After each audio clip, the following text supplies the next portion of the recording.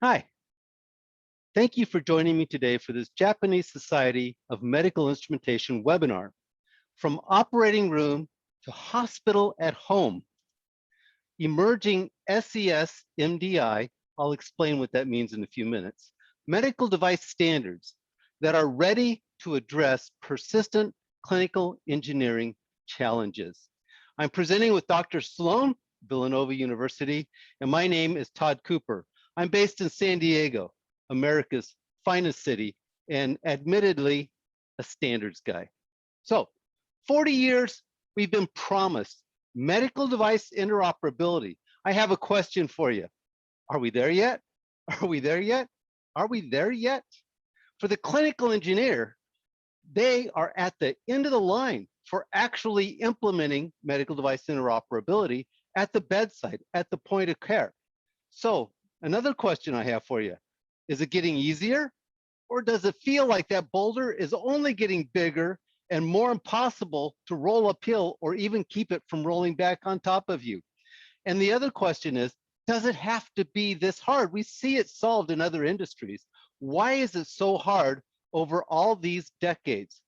Some of these persistent challenges that clinical engineers face are, number one, to ensure that the technology which is deployed at the point of care is safe, it's effective, it'll do what it needs to do when it needs to do it, and it is secure. Medical device interoperability, that's your challenge.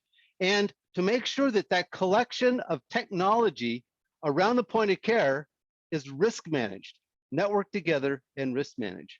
But technology complexity is increasing all the time.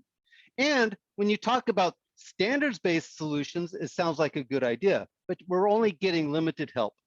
We have limited resources, limited time, limited budget. So the question is, why would the promises of a better future, SES, MDI, be different from the failed promises from the past?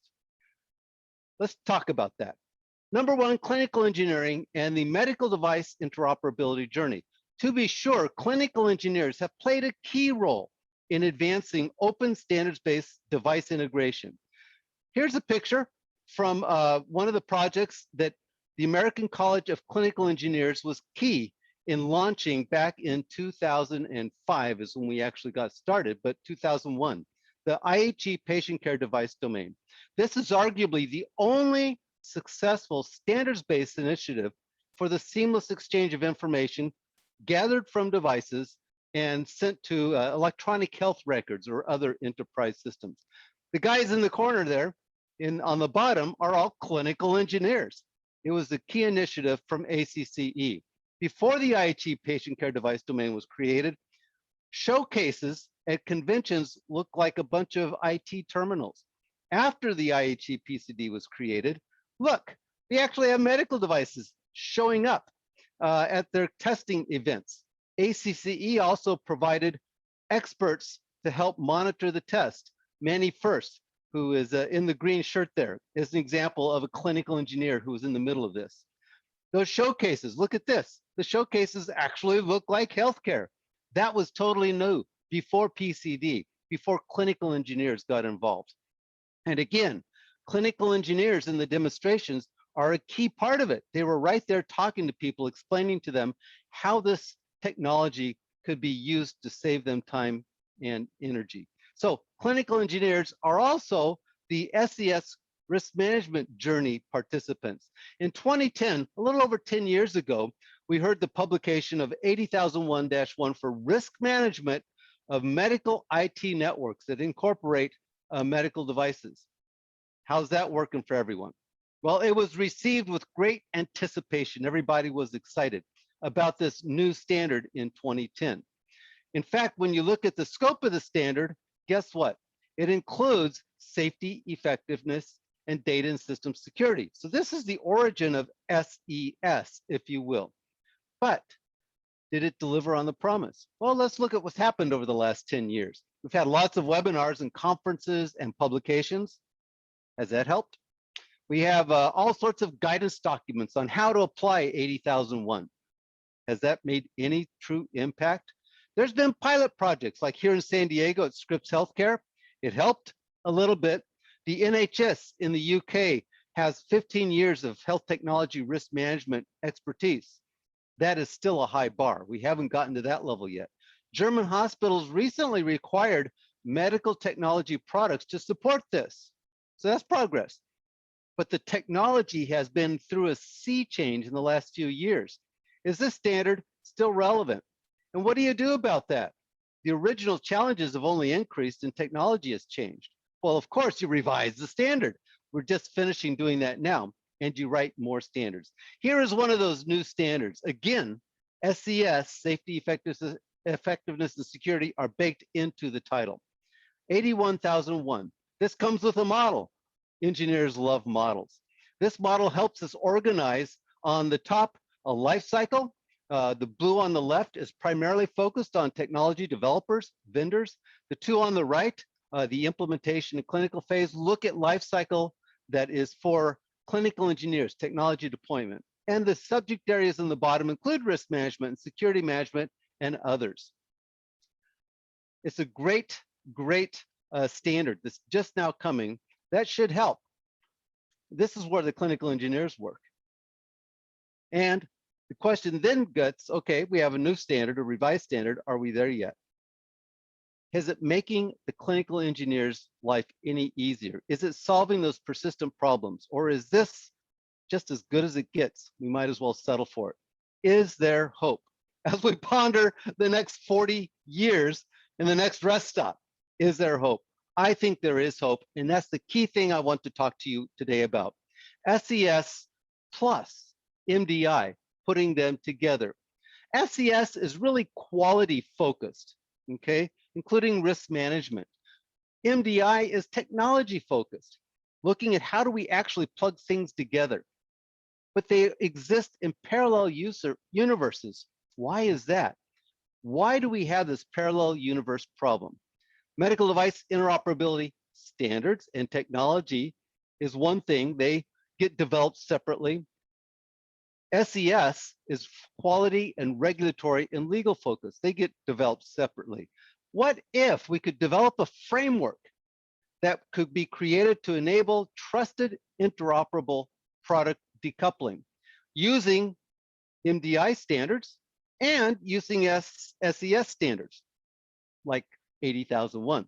If we could do this, this would be a clinical engineer simplifier. It would actually make your life a lot simpler. Well, on the MDI side, we also have a model, a framework that helps us organize many of these different standards that exist in our world.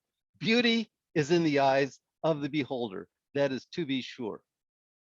But in this case, it helps us look at specific standards in just these different areas and integrate those together with a combined technical and process approach. Again, this is a clinical engineer's simplifier, putting things together before it shows up.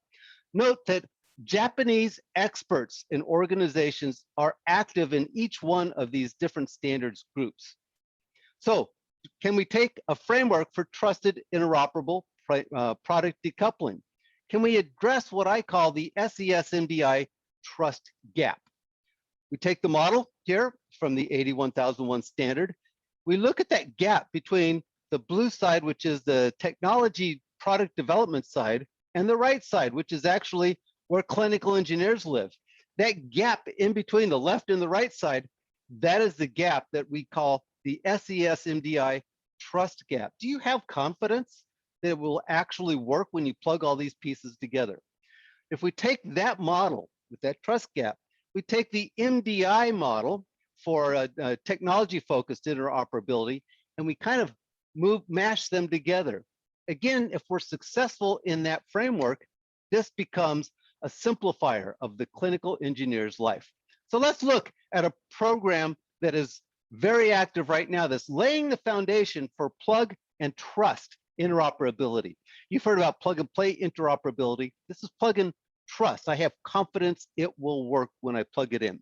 It will actually address the SES MDI trust gap, offloading this clinical engineer's burden of doing this risk management by integrating resilience into the MDI infrastructure. Again, a clinical engineering simplifier. So yes, there is hope. The Gemini SES MDI project provides that hope. And here, I'm just going to give you the URL. You can look at it later.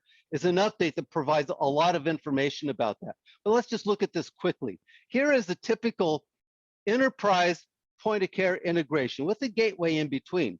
Our standards are actually focused on the left side, that IEEE 11073 service-oriented device connectivity standards. It takes a service-oriented architecture and applies it to an acute care point of care, like the operating room, the ICU bed, or the emergency department. And it gives you device-to-device plug and play. If that was actually baked out of the box, what a simplifier that would be.